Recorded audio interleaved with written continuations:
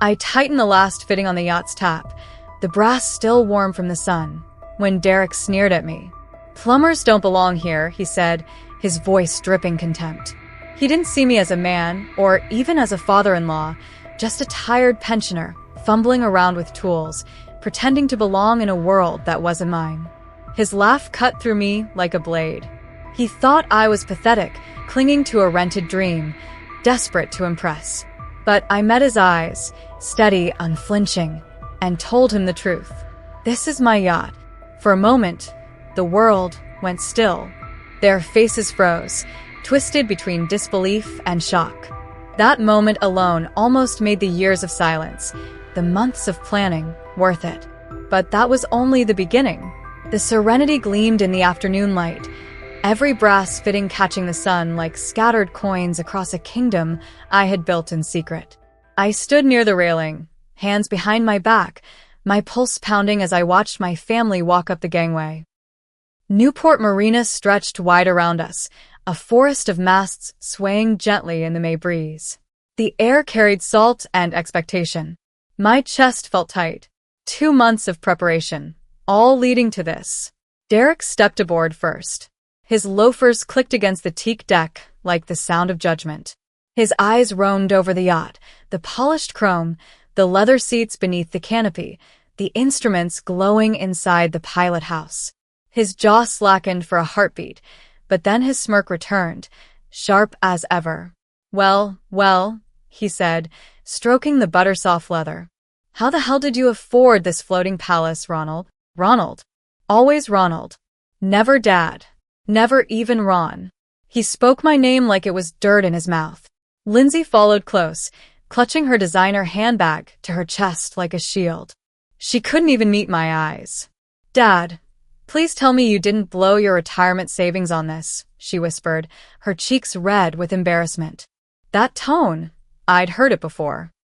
It was the voice of a daughter ashamed of her father, careful not to let the neighbors see. Sarah's voice broke the tension, soft and kind. "It's beautiful, Mr. Parker," she said as she stepped aboard with William beside her. He nodded warmly. "Thank you for inviting us." But Derek didn't stop. He was already inside the pilot house, running his hands across the controls like he owned them. "This navigation system costs more than most people make in a year." "Jesus, Ronald, what were you thinking?" His laugh rang hollow, cruel. "Playing at club at your age?" My chest tightened. I had played this scene in my mind countless times, imagining Lindsay's smile, her eyes lighting up when she realized what I had done for us. Instead, I watched her tug at her purse strap, shrinking under Derek's voice. "I thought it would be nice," I said quietly, steady, though fire burned inside me. "Time together. As a family." Derek scoffed, flipping open storage compartments, treating the yacht like a showroom. "Time together? On what?" "Your midlife crisis. This is embarrassing. How much debt did you bury yourself in for this little fantasy?" "Derek," Lindsay tried to stop him, her hand brushing his sleeve. "No, honey," he cut her off, crossing his arms, staring me down. "Your father's making reckless decisions. We should probably have a family meeting before he loses everything. Managing my assets. That's what he called it. As if I were some senile old man, wandering into a dealership with a credit card. The rental company assured me everything was in order. I lied, my voice even. The words tasted bitter. But for now, it was necessary. "Rental?" Derek barked out a laugh. "Well, that's less insane, though still pretty ridiculous for someone living off Social Security." Social Security. He had no idea. I had built 3 companies from nothing. Sold them for sums he couldn't even imagine. Invested. Waited. Chose a simple life, khakis and polos, a modest car, a quiet house. And because of that, in his eyes, I was poor. Invisible. "Why don't you all explore below deck?" I said, forcing calm into my voice. "I'll get some refreshments." "Come on, babe," Derek said to Lindsay, already striding toward the cabin. "Let's see how much your dad spent on this little adventure." Their footsteps faded below, Derek's voice rising again, echoing. "Marble countertops? Unbelievable." He's lost his mind. Lindsay laughed nervously, the sound tearing something inside me. William lingered, his voice gentle. It really is magnificent, Ronald. The craftsmanship is exceptional. I nodded, grateful, though his words barely reached me. Derek's mocking voice carried up through the hatch, relentless. Each word was a needle under my skin. Sarah drifted below to join them, leaving me alone on deck. I gripped the brass railing until my knuckles turned white. The marina was alive with laughter. Families gathered on their boats, voices carried on the wind. But all I could hear was Derek's scorn. And worse, Lindsay's agreement. He must have spent a fortune on this rental. It's so unlike him. Unlike him. My own daughter, speaking of me as if I were a stranger. A man lost in delusions. The sun burned too bright. The breeze bit cold against my skin. I looked out across the water and wondered, had I made a mistake? No. I had planned this perfectly. They just didn't understand yet. Below deck, Derek's laughter thundered like waves against steel. My jaw locked. My eyes fell on the brass compass mounted near the helm, gleaming in the afternoon light. I reached out, fingers brushing its polished face. A memory stirred, a day long ago when I touched that same compass and felt nothing but joy. Now it was different. Now it meant something else. 2 months earlier. March 22nd.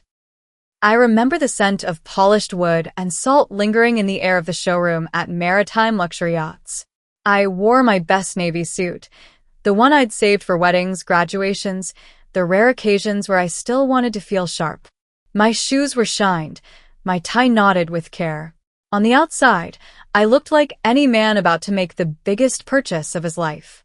Inside, my chest hammered with a mix of nerves and something I hadn't felt in years. Anticipation. Trevor, the salesman, couldn't have been more than 30. Clean-cut, bright smile, polished words. He had walked me through the Serenity specifications 3 times already, yet I wanted to hear them again. I wanted to memorize every detail, let it carve itself into me like scripture. The master cabin has a queen bed, full bathroom. The guest cabin, twin bunks that convert to a double. Perfect for family trips, he explained, smooth and practiced. I nodded, though my mind was elsewhere.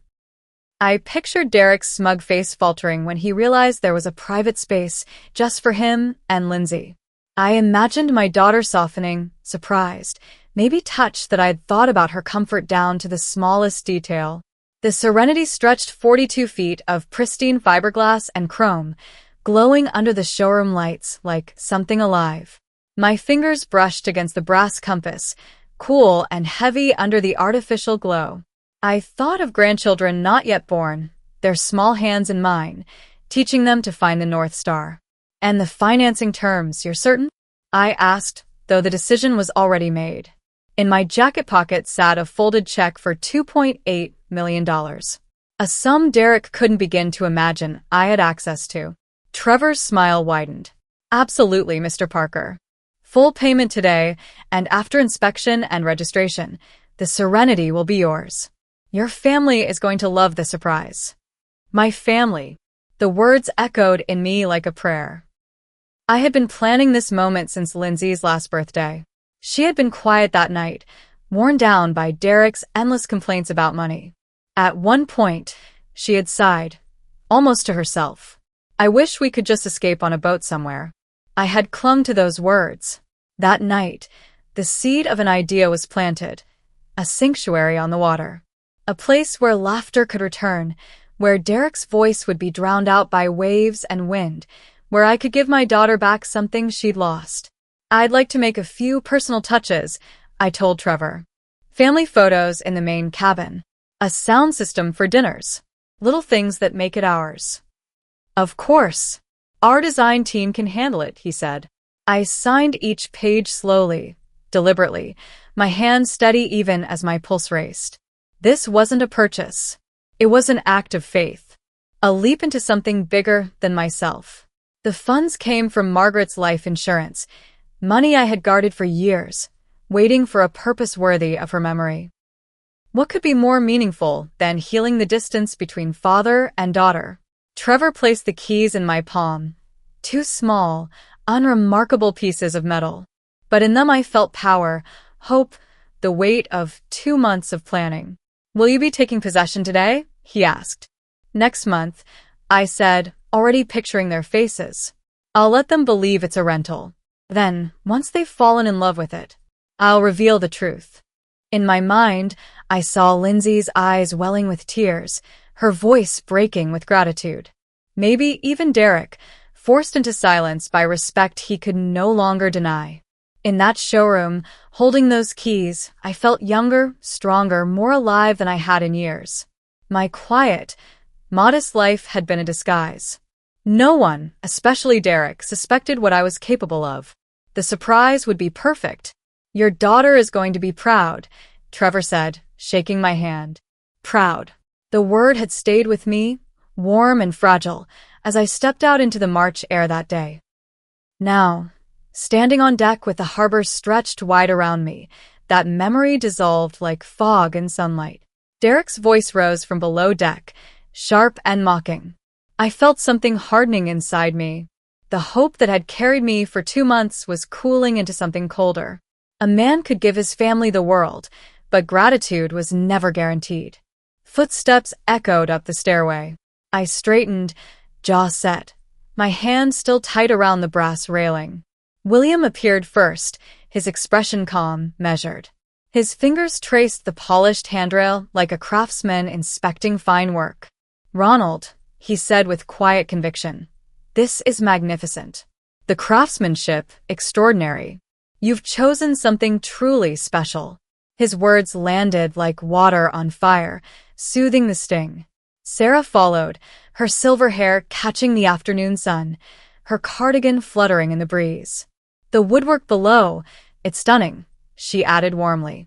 That mahogany table could be in a museum. For a moment, I let myself breathe. Then Derek emerged. Lindsay at his side, eyes darting nervously.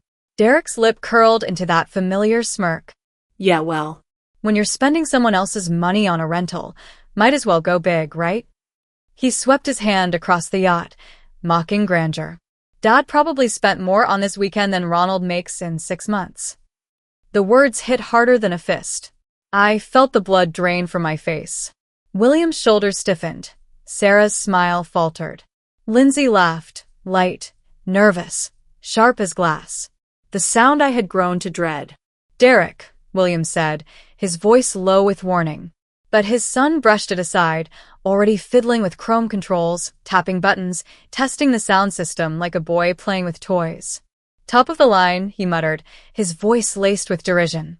What's this costing you, Ronald? $2,000 for the weekend? 3. My jaw tightened. My hands curled into fists behind my back.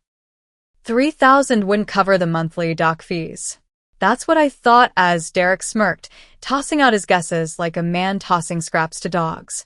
It's beautiful, Dad, Lindsay said softly. But her tone was strained, laced with that familiar embarrassment I knew too well. Then came the sting. Maybe next time we could do something more practical? More practical. The words rattled in my chest. More practical than a sanctuary on the sea.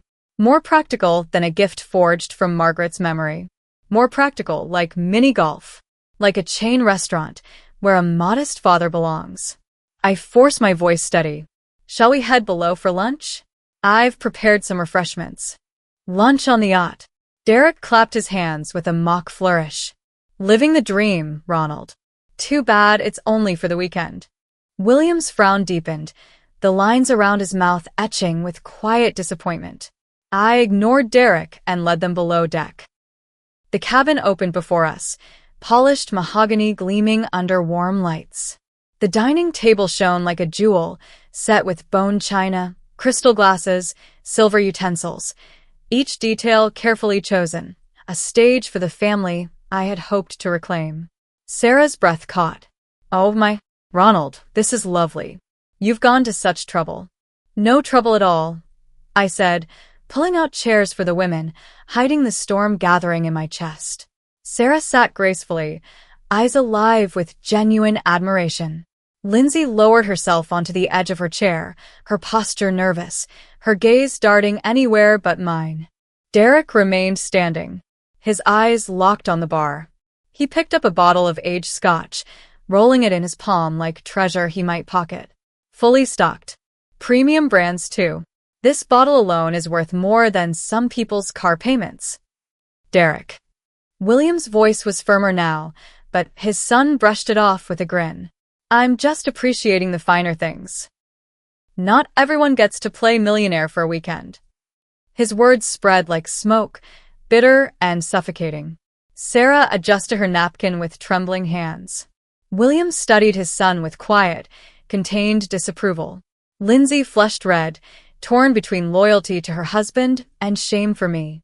I served the meal mechanically, grilled salmon, roasted vegetables, a crisp white wine chilled to perfection. Each plate was placed carefully, but my hands moved like a man on autopilot, my mind replaying Trevor's voice, the promise of joy, the memory of Margaret's sacrifice. This is delicious, William said, trying to ease the tension. Dad always was a good cook, Lindsay added, her tone fragile. Derek stabbed his fork into the salmon. Yeah, well, when you've got all day and nothing else to do, retirement must be nice. No responsibilities. No pressure to provide. The fork trembled in my hand. No pressure to provide. For 30 years, I had provided. Built companies. Created wealth. Carved out security. And here I was, offering the greatest gift of my life, a sanctuary shaped by love and memory, met only with disdain. Derek. William's voice cracked like a whip. Perhaps. Perhaps what, Dad? Derek shot back, eyes gleaming with challenge. I'm just making conversation. Isn't that what family dinners are about? The silence grew heavy, stretched taut like a rope about to snap. Sarah reached for her wine, her fingers shaking. Lindsay stared down at her plate, as if it could shield her. William's jaw tightened, a father watching his son expose a side of himself too ugly to ignore. And I sat at the head of a $2.8 million table, serving ungrateful mouths, while something cold began to settle inside me. A steel resolve where warmth had once lived. Derek raised his glass in a mock toast. To family adventures we can't afford. The glass clinked against the table, sharp, final. The sound of civility shattering. William set down his fork, the steel on porcelain loud in the silence. Sarah's hand trembled as she reached for water. That's enough. My voice cut through the air, sharp as a blade. You'll stop this behavior immediately. Derek arched his brows, feigning innocence. Behavior? I'm just being honest.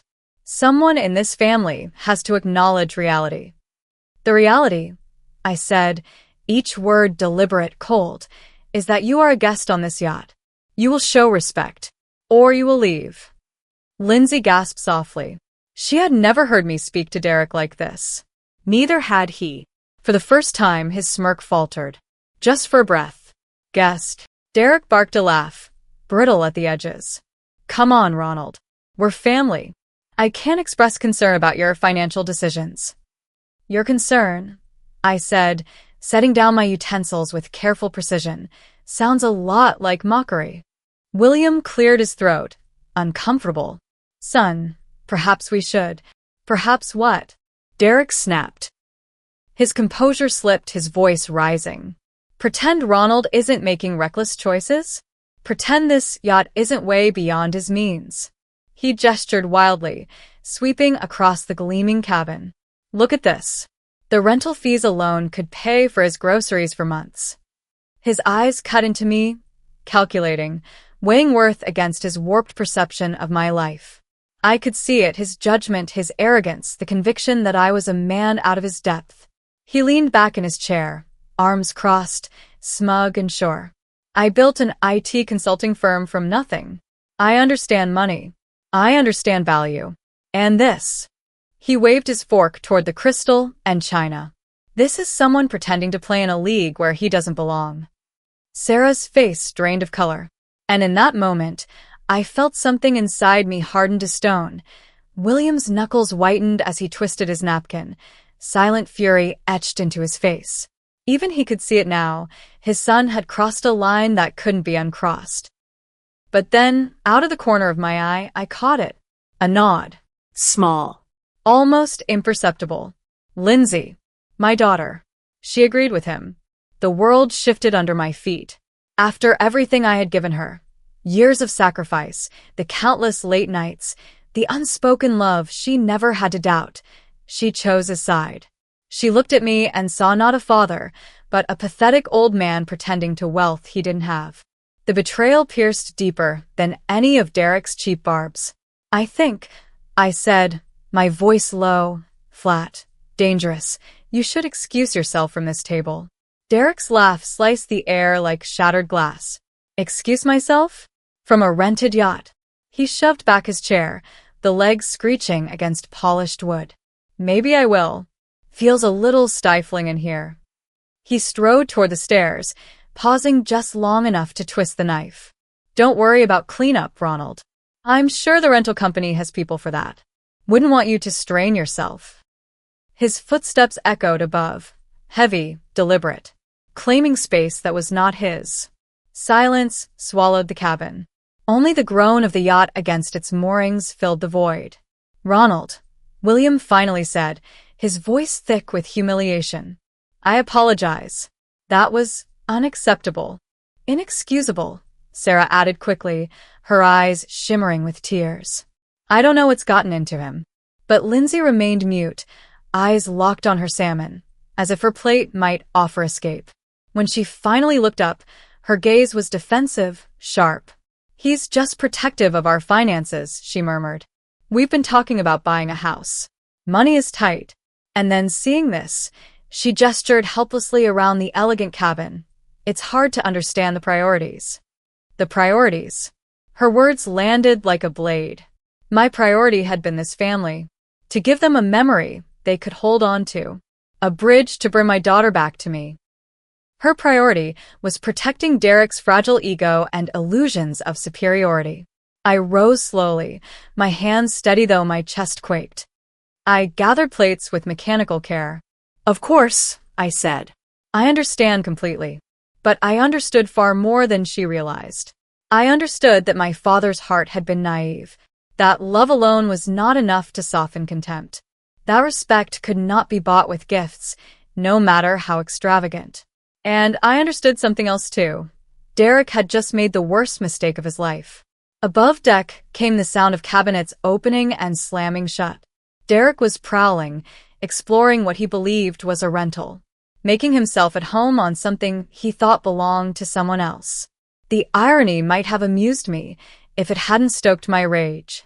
I'll just tidy up, I said, stacking china in neat, precise layers.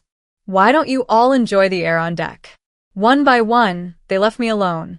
Alone with the wreckage of a meal I had planned down to the last polished fork.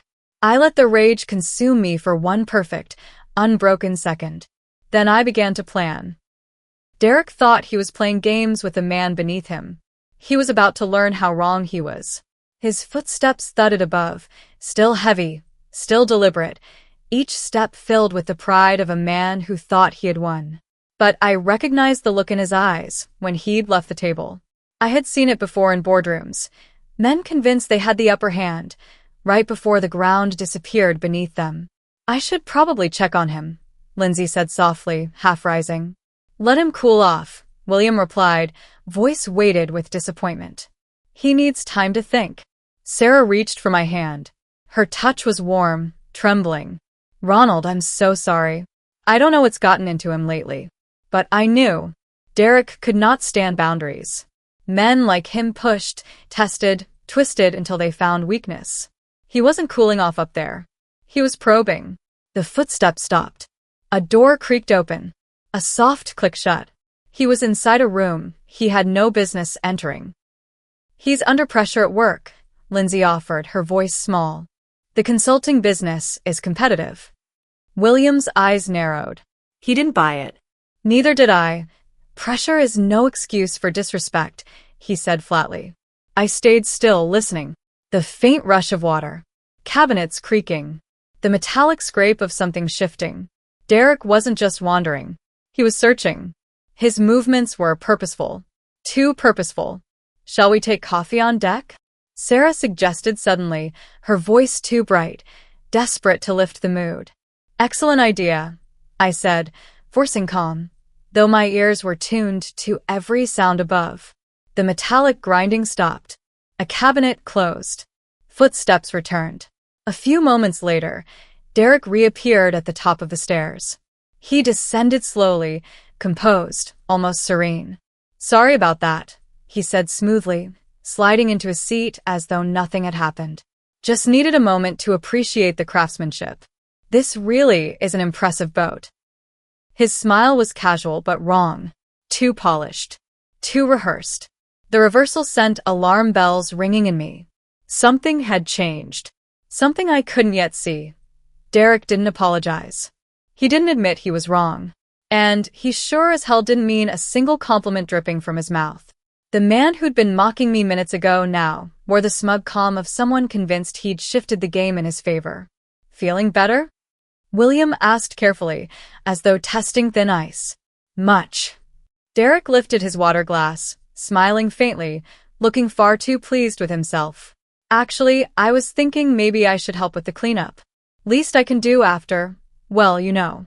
Lindsay's face softened instantly. That's sweet of you, honey. But I was watching more closely. His eyes never met mine. The corners of his mouth curled with private satisfaction, not contrition. It wasn't remorse I saw. It was victory. I could wash up the dishes, he continued casually. Get familiar with the boat's systems. Might be helpful if we run into any problems. The word cut through the air. Problems. Sarah lit up, eager to latch onto this softer version of Derek. That's very thoughtful. But I knew better. Derek offering to wash dishes was like August snow, unnatural, impossible. Yet there he sat, the portrait of humility, radiating an energy that set every instinct in me on edge. I rose slowly. Why don't we all move to the deck first? The dishes can wait. Derek's smile gleamed, bright and artificial. Oh, come on, Ronald. Let me make up for being such an ass earlier. I insist. He was already heading toward the galley, his steps light, almost jaunty. I followed, dread pulling me forward. I needed to see. I needed to know. See. Derek called, voice unnaturally cheery. Everything's perfectly. Oh. The word dropped like a stone into deep water. Oh, what? Lindsay asked, hurrying after him. I was already moving past her, the cold certainty settling inside me. Derek stood at the sink, hand on the faucet handle. Water gushed from the tap, uncontrolled, flooding the basin. He tugged dramatically at the handle. Seems to be stuck. Won't turn off. Must be one of those quirky old boat problems. But my eyes weren't on the handle. They were on the chrome base, where fresh scratches glinted under the cabin light. Deep, deliberate gouges that hadn't been there this morning. Not when I'd made coffee. This wasn't age. This was an accident. This was sabotage. Let me take a look, I said quietly, moving him aside. The handle resisted, grinding in protest. Inside, the mechanism had been twisted, damaged by force. Not wear. Not careless use. Someone had attacked it. Probably just needs some WD-40, Derek suggested lightly. These marine fixtures take a beating. I crouched, running my fingers along the chrome. The marks were clear. Pliers. Someone had gripped the faucet and twisted until it broke. Dad, can you fix it? Lindsay's voice trembled with concern. It's broken, I said, standing slowly. The internal valve is damaged. Rental equipment. Derek nodded sympathetically. You know how it goes. Probably rough treatment from previous guests. Good thing it happened now instead of in the middle of the night. His tone was casual, almost soothing. But I heard the undercurrent. He was enjoying this. William stepped forward, frowning, eyes narrowing as he examined the faucet. That's strange. Looks almost deliberate. Derek didn't flinch. Salt air is murder on these fittings. Probably been corroding for months. His smile didn't falter, but William wasn't convinced. Ronald, he said, pointing. These look like tool marks. Gouges. Derek was quick. Too quick. Could be from earlier repairs. You know how it is. Someone tries to fix it, makes it worse. The lie slipped from him like silk. Smooth. Practiced. He was betting his role as family shielded him, that no one would consider sabotage from their own. I'll check the maintenance manual, I said carefully. See what the manufacturer recommends. What I really needed was the truth. The cameras I'd installed a month ago would have it. Every movement, every sound. Proof carved in pixels. Want me to help look? Derek asked smoothly. I'm pretty good with technical stuff. No need. I forced a smile. I know where everything is. He shrugged, the perfect image of a man trying to help but gracious enough to step back. Whatever you think is best. Just trying to pitch in. As the others drifted toward the deck, Derek lingered. He bent over the sink, fingers brushing the faucet, making sure the water was off. But I saw the look in his eyes. The satisfaction. The quiet pride of a man admiring his handiwork. Funny how these things happen, he said softly, almost to himself. But I heard the message beneath the words. It wasn't funny. It was war. 1 minute everything's fine. The next, you're staring at a repair bill. His words weren't casual. They were a threat. Soft, veiled, but sharp enough to cut if you knew how to listen. And I knew. This was only the opening move. Derek had just learned he could damage my property, smear my name, and walk away untouched, sheltered by the fragile shield of family ties. He thought he was safe. He thought he was clever. He was about to learn how wrong he was. I waited. I let the others settle themselves on deck, their laughter and fragments of conversation drifting down through the open hatches. When the moment felt right, I slipped away, quiet as breath, toward the navigation station. To most people, it looked like nothing, a wall panel with no story to tell. But behind it was the yacht's heart. My systems. My control. The very nerve center Derek had no idea existed. The navigation room was compact, the kind of space most guests never knew was there. Metal. Electronics. A hum of quiet power. I closed the door behind me with a soft click and pressed the concealed switch. The screens woke instantly. Blue-white light filled the room, sharp, sterile, almost surgical. 8 cameras. Every angle of the yacht inside and out. I'd had them installed last month after a string of thefts at the marina. A simple precaution, I'd told myself. Now I realized it was prophecy. My fingers moved across the controls with practiced precision, scrolling back through the timeline. I stopped at 3:50 p.m. A frozen frame. Then motion. Derek, stepping into view on camera 3, the galley feed. There he was. Calm. Carefree. Acting like he owned the place. At first, it was ordinary enough. Cabinets opened. Drawers inspected. His eyes wandered over every detail of the boat with that familiar sense of entitlement. The curiosity of a man convinced the world belonged to him. Then he reached the faucet. I leaned forward, my heart pounding. Derek tested the handle. Turn the water on. Turned it off. Smooth. Perfect. He knew it was working. He knew nothing was wrong. And then he looked at the door. Checked that he was alone. In the silence of that tiny room, I watched Derek grip the faucet with both hands and twist. Not gentle. Not normal use. A violent, wrenching force that made the camera tremble from the impact. 3 hours, 52 minutes, and 41 seconds. He did it again. This time bracing his foot against the cabinet for leverage. I saw his face clearly. The strain in his jaw. The concentration. And then, the smile. That tiny flicker of triumph when he felt the mechanism break. My stomach turned. Water poured from the faucet, uncontrolled. Derek tested it, nodded with satisfaction. Perfect. The kind of failure that would humiliate me. The kind of accident that would confirm his smug little story about me being a man pretending to wealth I didn't have. But he wasn't done. On camera 4, I watched him pull open drawers, searching until he found a dish towel. He wiped the faucet base. Wiped away the tiny shavings of chrome, the fingerprints of his crime. He even ran his finger around the edges, checking for evidence. Calculated. Deliberate. Not a tantrum. Not an accident. Sabotage.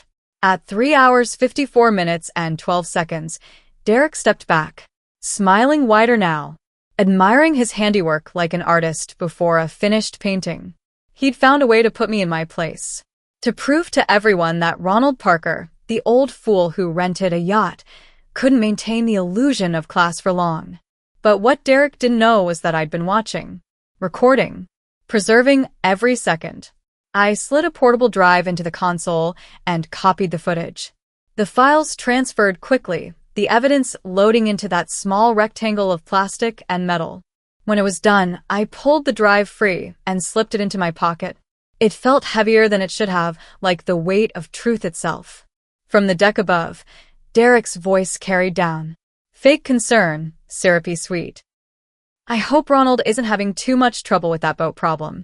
These old rentals can be tricky. Rentals. Always rentals. He couldn't resist twisting the knife, painting me as a man reaching above his station, a man destined to fail. The irony nearly made me laugh.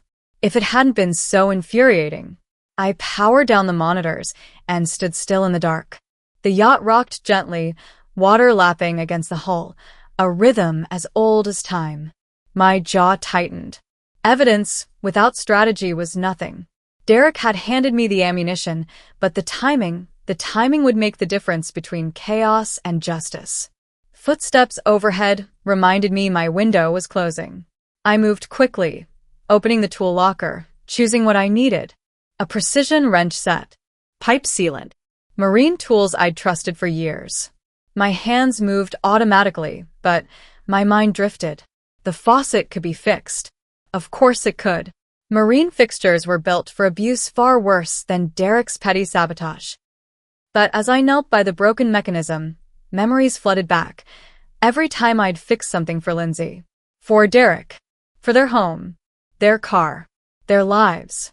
And now here I was again. Fixing what he'd broken. But this time would be different. Money. That had always been my way of solving problems. Not just with Lindsay. With everyone. Her graduate school tuition, $40,000 over 2 years. I'd written those checks with pride, believing I was fueling her ambition, investing in her future. I wanted her to walk into her MBA program with confidence, without the weight of debt. Derek had been grateful then. Or, at least he'd acted the part. "You're incredible, Mr. Parker," he'd said, his voice thick with rehearsed sincerity. Back then I thought he meant it. Now, remembering that formal tone, it felt less like respect and more like distance. Like he'd already been building a wall between us. Their wedding. $25,000. I'd insisted on paying for the flowers, the photographer, the upgraded reception hall. Every father wants his daughter's wedding to be perfect. That night, I sat in my study, looking at Margaret's picture, whispering how I wished she'd been there to see Lindsay in that dress. I carried the weight of pride and grief at the same time. Then came the house. A down payment. $60,000. Derek had sat in my kitchen, selling me on his humility, explaining how a larger down payment would secure better financing, how it would set them up for success. His words had sounded genuine. His gratitude had seemed real. "This means everything to us, Ronald. I promise you'll never regret helping us build our future." I could still hear it. And now I was kneeling on the floor of my yacht, wrench in hand, staring at twisted metal. A faucet destroyed out of spite. His promise had shattered as easily as the fixture in my grip. The memories stacked like bills on a desk. Emergency car repairs. $5,000. Lindsay's medical bills. $3,200. A new refrigerator. $1,800. And countless smaller gestures. Christmas gifts. Birthday dinners. Anniversary surprises. Quiet acts of generosity I'd given freely, believing they mattered. Added up. Almost $140,000. And what had it bought me? Contempt. Disrespect. A son-in-law who mocked me, sabotaged my property, and hid behind my daughter's smile. Above me, his voice floated down, sharp and smug. "Should we go check on Ronald? He's been down there quite a while." Lindsay's response was softer, worried. Maybe the repair's more complicated than he thought.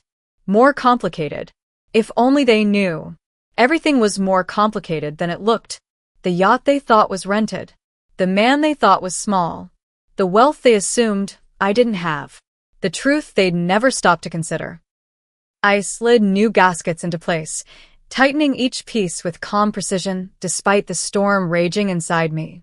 Sometimes repair required more than fixing, it required rebuilding. Stronger. Better. The faucet clicked back into place. Smooth. Secure. When I turned the water, it flowed perfectly. Better than before. That was the lesson Derek never understood. Damage doesn't always destroy. Sometimes, it forces renewal. Footsteps. Heavy. Coming down the stairs. I'm going to see if he needs a hand, Derek said, his voice painted with false concern. I wiped my hands with a clean rag and rose slowly, my mind already calculating the next move. Derek thought breaking a faucet gave him power. He thought it gave him the upper hand. What he didn't understand was that he'd just declared war, and I had a lifetime of experience in battles far bigger than this. I'd built a business from nothing. Negotiated deals that could make or break futures. Outmaneuvered rivals who would have loved to see me fail. I knew what Derek didn't. In real conflict, power belongs to the one who controls the information. And I had the evidence in my pocket. I climbed the stairs back to the dining area. Derek leaned back in his chair, arms folded, face smug. There he is, he said with theatrical relief. We were starting to worry. How'd the repair go? He wanted sympathy from the table. Wanted to cast me as the old man struggling with rental equipment. The old fittings giving you trouble, he pressed, his mock sympathy as thin as cellophane. I was just telling everyone how these companies cut corners. Probably haven't serviced that faucet in years. I set my tablet down on the table. Deliberate. Quiet. Watching his eyes as I pulled out a chair. Actually, Derek, I said evenly, I'd like to ask you something specific about that faucet. His eyebrows shot up, his face a mask of innocence. Me? Plumber, Ronald. Though I didn't notice the fixture looked a little corroded when I washed my hands earlier. Lindsay shifted uncomfortably. Dad, Derek was just trying to help. He mentioned the water pressure seemed off. Is that what he mentioned? I kept my voice calm, but my eyes stayed locked on Derek. Because I'm curious. Very curious. About exactly what happened when you were down there. For the first time, his smile faltered. Just for a flicker of a second. A tiny spark of calculation before the mask slid back into place. Like I said, Derek replied smoothly. I just used the facilities. Noticed the faucet was acting up. Figured you'd want to handle it yourself. William cleared his throat. Ronald, maybe we should just get a repair technician. But I didn't look at William. My eyes stayed on Derek. My voice dropped, calm and deliberate. Derek, why did you deliberately break the faucet? The words landed like a stone dropped in still water, and the silence that followed was deafening. Derek's laugh came late, too sharp, too loud. A sound meant to mask panic, not amusement. Break it? Ronald, what are you even talking about? I didn't break anything. His words floated in the air like cheap perfume, meant to cover, not to convince. Dad. Lindsay's voice cut in. A warning edge. Protective. That's a serious accusation. Derek would never, she hesitated. The word never caught in her throat, like even she wasn't sure anymore. I didn't answer her. I didn't need to. My hand was already on the tablet. My fingers steady. Calm. Controlled. Because, I said evenly, I have some footage that might interest everyone. For the first time all evening, Derek's confidence cracked. Just for a flicker.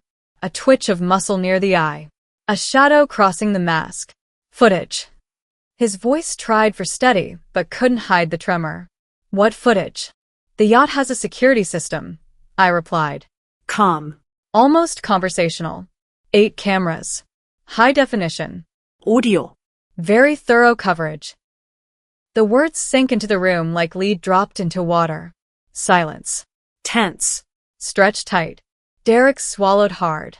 His Adam's apple jerked like a man TR. But his voice pressed forward, brittle. Well, then you'll see exactly what I told you. I used the bathroom. Noticed a problem. Came back up. We'll see, I said, powering the screen to life. Let's all take a look together. Ronald, surely this isn't necessary, Sarah protested gently, her voice trembling. William cut in sharper. Firm. No. Let's see what the cameras show. His instincts were already reading the truth. I scrolled through the feed. Found the timestamp. 15 hours, 50 minutes, and 23 seconds. My finger tapped the glass. There you are, I said, my tone almost casual. Saturday. May 17th, 3:50 p.m. Just after you left the table. The screen lit up with Derek. Clear. Crisp. Stepping into the guest head with that same swagger I'd watched all afternoon. Derek's jaw tightened. He forced a shrug. So? You can see I'm just using the facilities. On screen, he reached for the faucet. Turn it on. Perfect water flow. Turn it off. Smooth. Seamless. No issue. Interesting, I said, tilting my head. The faucet seems to be working just fine. Lindsay leaned in, squinting. I don't understand what we're supposed to be seeing. Keep watching, I told her. The interesting part is coming up. Derek shifted in his seat, his confidence fraying at the edges. This is ridiculous. You're blowing a simple plumbing problem out of proportion. But his eyes betrayed him. They stayed locked on the screen. I saw the exact second he remembered. The moment his stomach dropped. The moment he realized what was about to play in front of everyone he thought he could fool. The timestamp now shows 15:52, I said, my voice steady. Watch closely. The room leaned toward the screen. On the feed, Derek glanced at the door, checked that he was alone. And then the mask dropped. His face shifted. His body tensed. Deliberate. Calculated. Oh my God, Sarah whispered. We all watched Derek grab the faucet with both hands, wrench it hard. Too hard. The sound filled the room, the grinding scream of metal under strain, followed by a sharp crack as the mechanism gave way. And then his grunt.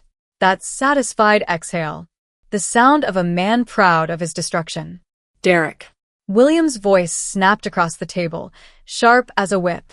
What the hell are you doing? But on screen, Derek wasn't done. He braced a foot, yanked harder, pushed until the valve snapped, water gushing in a wild spray. His face lit with satisfaction as he stepped back, admiring his handiwork. Lindsay's hand shot to her mouth. This can't be. But denial couldn't save him. The screen told the story no excuses could erase. At 15:54, Derek was wiping the evidence away, searching drawers, finding a towel, methodically cleaning the shavings, running a finger under the base to check for signs. The careful actions of a man who knew exactly what he'd done and didn't want to get caught. You even cleaned up after yourself, I said quietly. Very thorough. Lindsay turned on him, her face pale. Derek, how could you?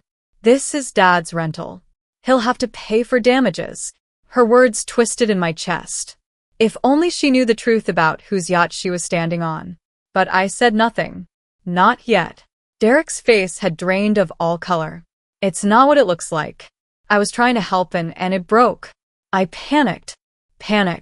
William's voice came low, heavy with disappointment. Son, we just watched you deliberately destroy property. There's no accident here. No misunderstanding. Sarah dabbed her eyes with a napkin. Ronald, I'm so ashamed.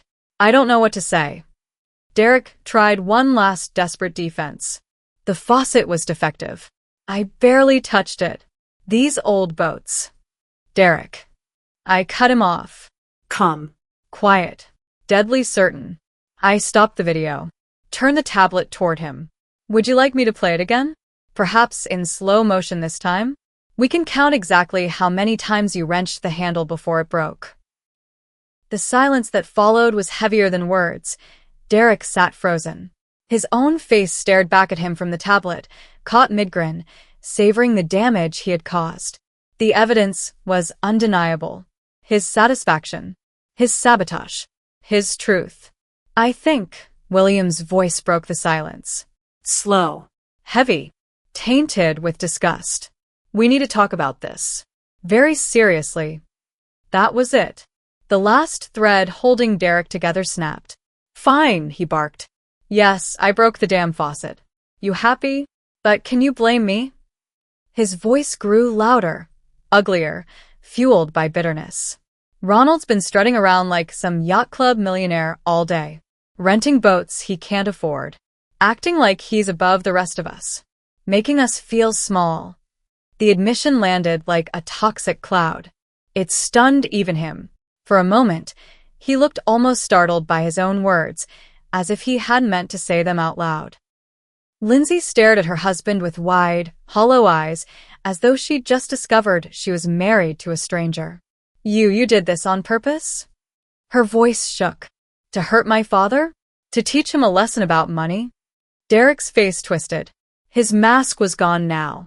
His true self stood exposed, raw and vicious. About not pretending to be something he's not, he spat. Perfect. The opening I'd been waiting for. I closed the tablet slowly, almost gently, and for the first time all day, I smiled. Well, Derek, I said, my tone quiet but cutting, since we're talking about pretending, maybe it's time we discuss what you don't know. His hands trembled as he leaned forward, desperate to salvage a shred of dignity. Look, Ronald, maybe I went too far. Maybe I got carried away. But it's just a faucet. Just a minor repair on a rental boat. These things happen. Rental boat. Minor repair.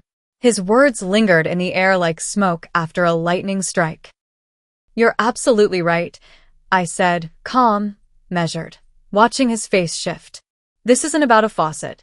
It's about what kind of man deliberately destroys someone else's property out of spite. Vandalizes?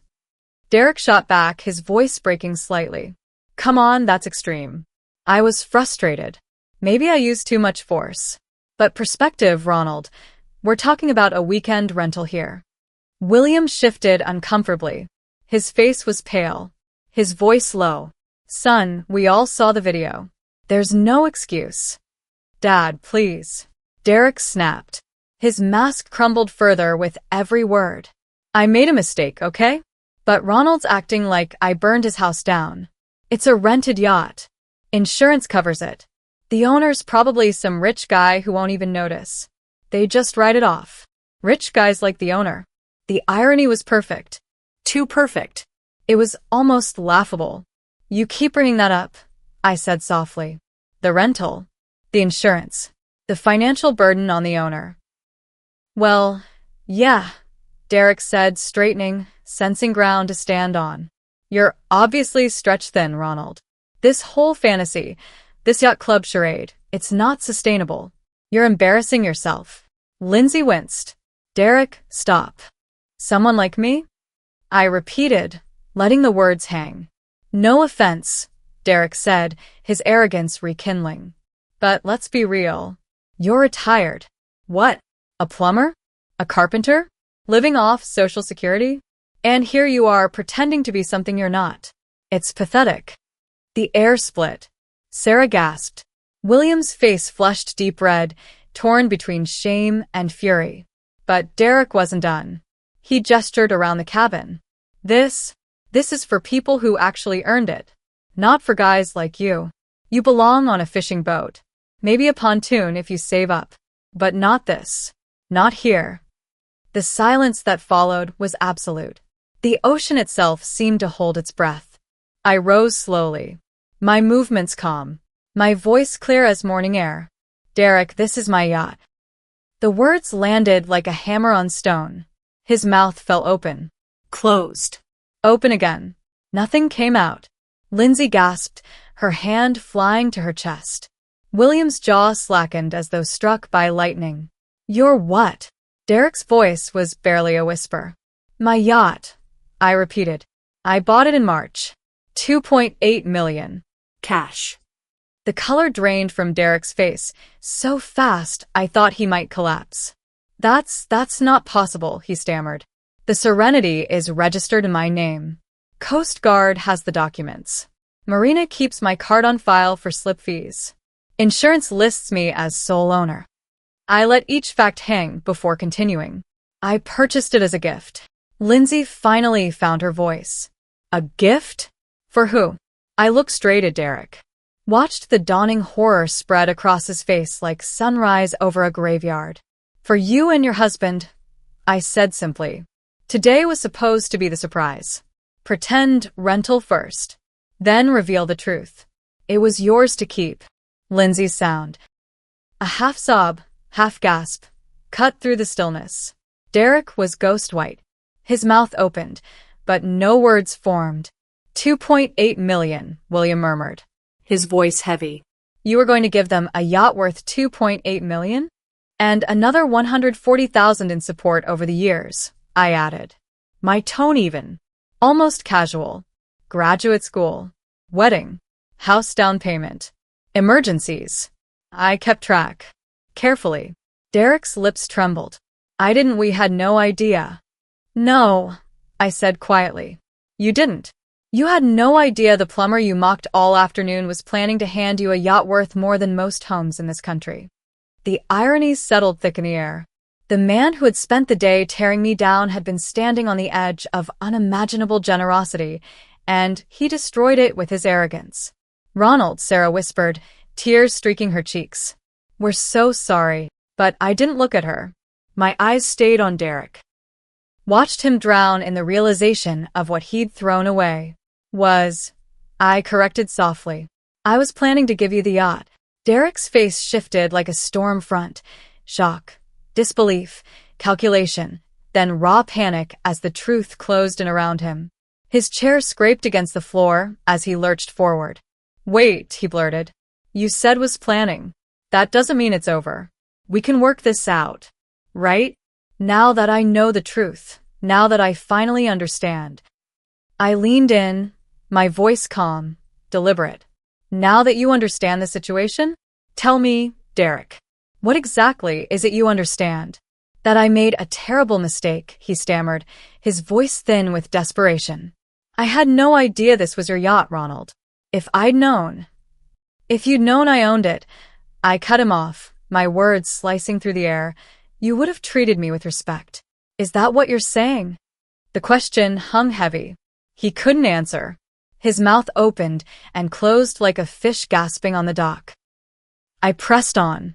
So, when you thought I was just some broke retiree reaching above his station, that's when it was acceptable to humiliate me? Silence. No defense left. Beside him, Lindsay's eyes fell to her hands, her knuckles white, as the weight of her choice began to crash down on her.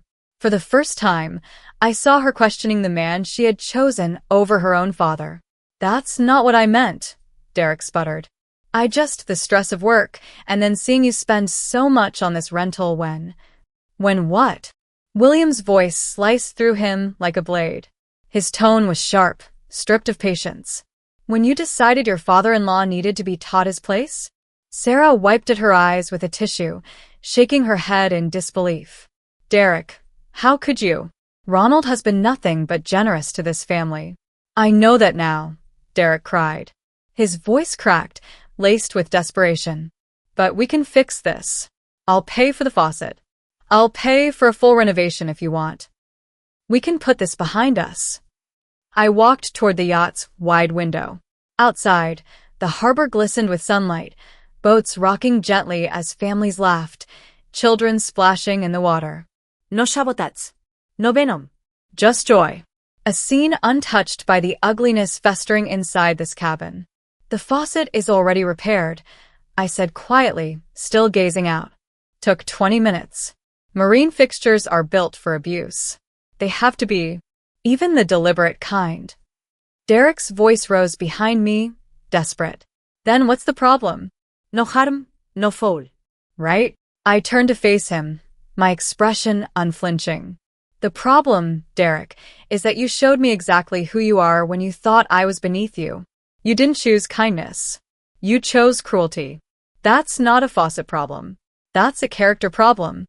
Lindsay finally lifted her eyes from her lap, her voice trembling. Dad, I know Derek was wrong, but But what, sweetheart? I asked softly. But I should ignore deliberate sabotage because he apologized once he got caught? But I should overlook years of subtle disrespect because he suddenly promises to change now that he knows I'm wealthy? Her lips parted. No words came. None of them had an answer. The yacht remains mine, I said, my tone final. The gift is withdrawn. Permanently. Derek, it's best if you and Lindsay gather your things and leave. Derek reeled, his face twisting in disbelief. You can't be serious. Over one stupid mistake. One stupid mistake. William's voice thundered with disbelief. His face was red with shame and anger. You deliberately destroyed a man's property after he welcomed you aboard as his guest. You mocked him, belittled him. And even now, all you care about is the gift you've lost, not the damage you caused. That isn't a mistake, son. That's a revelation. Derek's eyes darted around the cabin, searching for support, for someone to stand at his side. But no one moved. Not even Lindsay. She couldn't meet his gaze. His shoulders sagged. Fiend? He rose sharply. Come on, Lindsay. Let's get out of here. Lindsay hesitated, standing slowly, her eyes flicking between me and him. Torn. Desperate. Dad, I shook my head gently. My voice was low but firm. You made your choice today. I hope it was worth it. They gathered their things in silence. Their footsteps echoed against the wood as they crossed the cabin. I followed them with my eyes until they disappeared down the gangway. William came closer, his face heavy with shame. Ronald, I can't begin to say how sorry I am for my son's behavior. If you'd rather we leave too, absolutely not. I interrupted, my voice firm. You and Sarah have been nothing but respectful. Please. Stay. Let's salvage this day. Let's enjoy it as it was meant to be enjoyed. Through the window, I watched Derek storming down the dock, his arms flailing with angry gestures. Lindsay trailed behind him in silence, her shoulders hunched, her steps slow. Against the vastness of the harbor, they looked small, shrunken, diminished by their own choices. Sarah joined me at the window, her hand light on my arm. Do you think they'll be okay? Derek will land on his feet, I said, my tone even resigned. Men like him always do. As for Lindsay, I let out a long breath. She has a decision to make. Does she build her life beside a man who burns bridges out of spite? Or does she finally choose differently? William poured 3 glasses of wine from the open bottle, his hand steady now. He lifted his glass, his voice simple, Clear. To character. Sarah and I raised ours. To character, we echoed. The sun slipped lower in the sky, bathing the water in gold and amber, the horizon painted like fire. And for the first time in years, I felt something rare, something precious. Perfect peace. Justice had come, not by revenge, but by the weight of natural consequence. Derek had destroyed his own inheritance with his own hands, just as surely as he had destroyed that faucet. On the table, the brass compass caught the last light of the day, its needle unwavering. True north. Always.